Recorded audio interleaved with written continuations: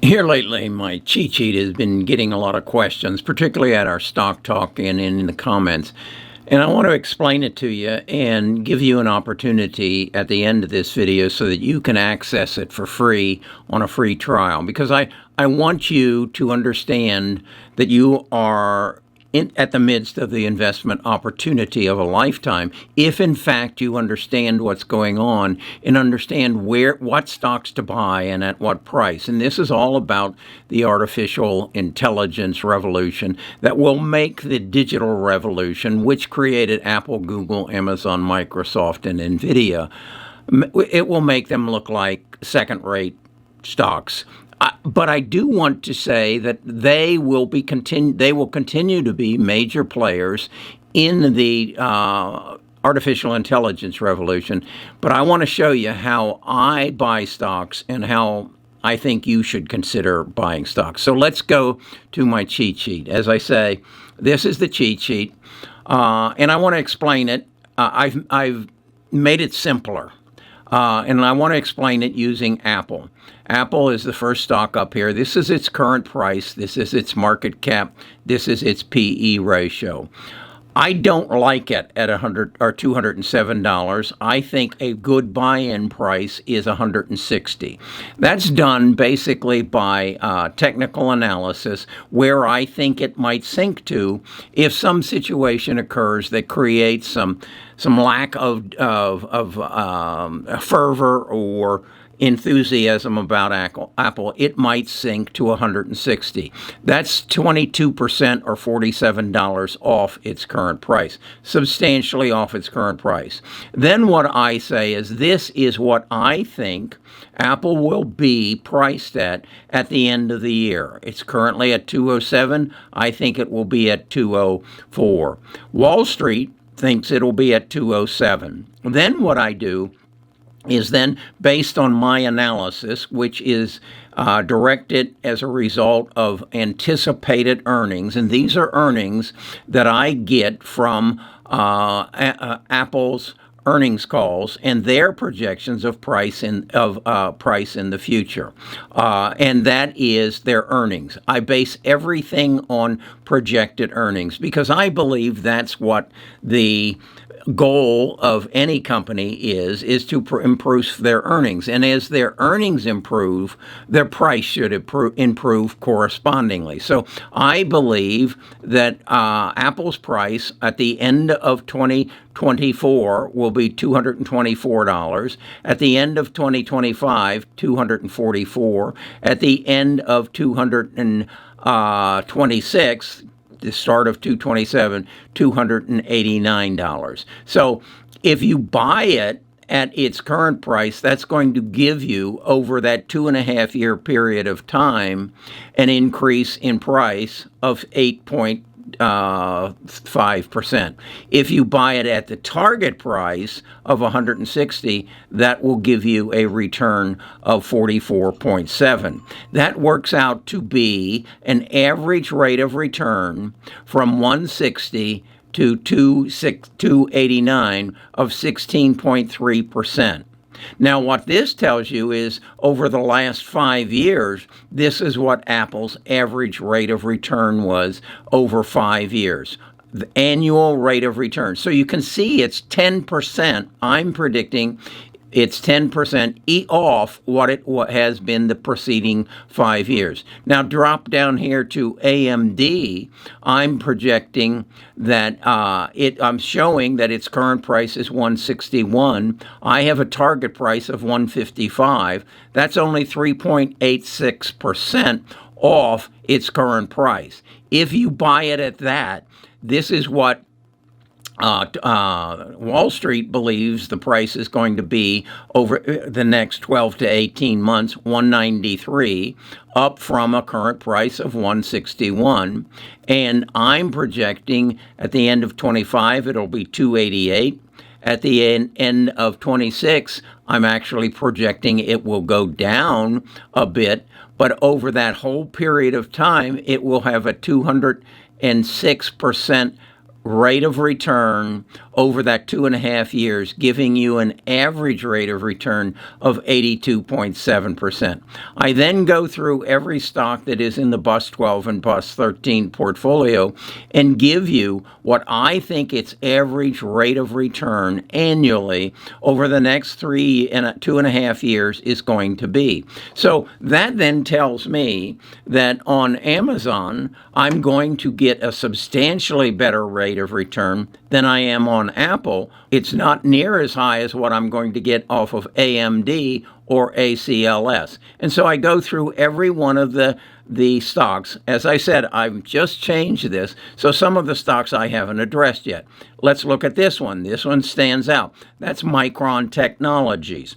I'm saying that if you buy it at my target price of 119, and it's 14.7% off of that price right now, but if you buy it at that price, you're going to get an average rate of return over the next 2.5 years of 125%.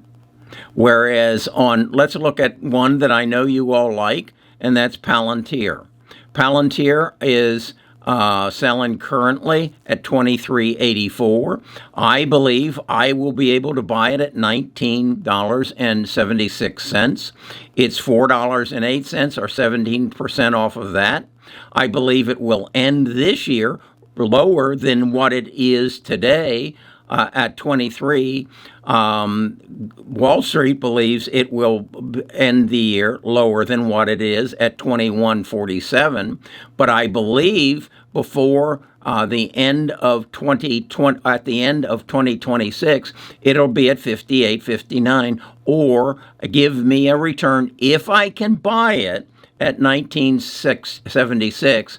It will give me a return of 196%, which is an average annual rate of 78.6%. I do this for every one of the stocks. I go through and say, this is what I think your annual rate of return. Here you can see Ultra Clean. I think it's underpriced. I think if you can buy it at $41.63, you're going to average annual rate of return of 96% between now and the end of 2026. I do that for every one of the stocks. I show you how it compares to its annual 5-year average. And again, I'm trying to give you information. I'm showing you here what the institutional ownership is. I'm showing you here, courtesy of Bob in upstate New York, how institutions are moving their money towards or away from a stock. This is Apple. It's moved from 47 to 67%, so it's increased by 143. So what that is telling you is between May the 10th and June the 8th, institutions are moving towards building their positions in Apple, whereas they've decreased their position in Amazon, increased in ARM, increased in ASML. That's how the spreadsheet works. As you can see, I'm still working on updating it.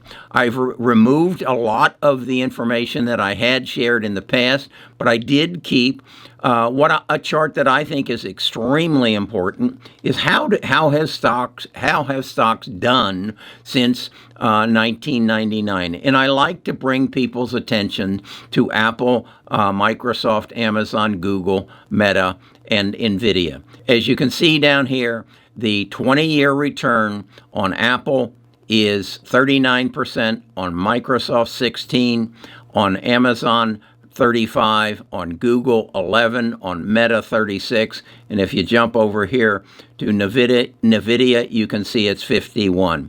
And then you can also see what it is for the past 5 years and 10 years.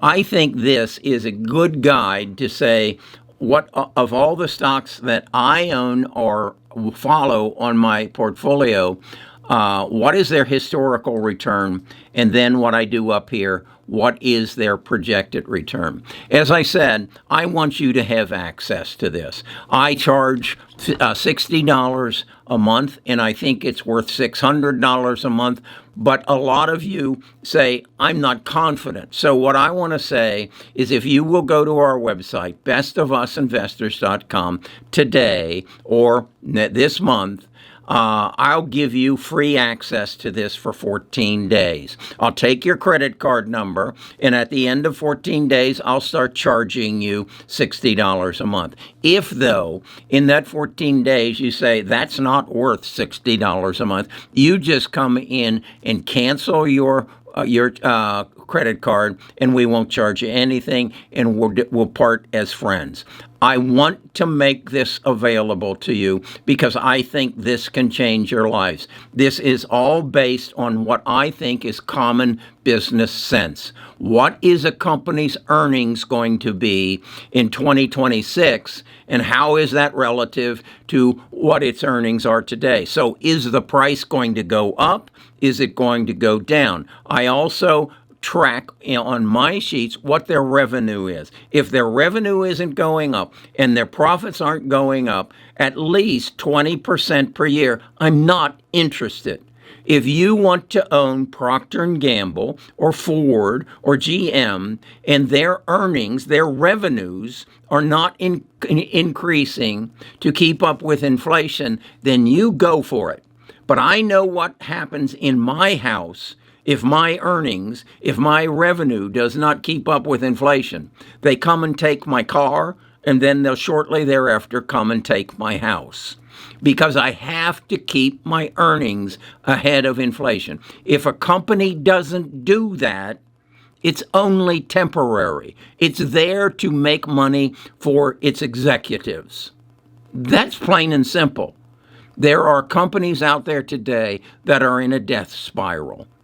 They're in the automotive business for the most part. They're in these established companies that just pay their executives exorbitant salaries off of your investment. I'm Kerry Grinkmeyer. I'm a retired financial advisor. My objective is to teach you how to make money in the stock market. It's not that difficult.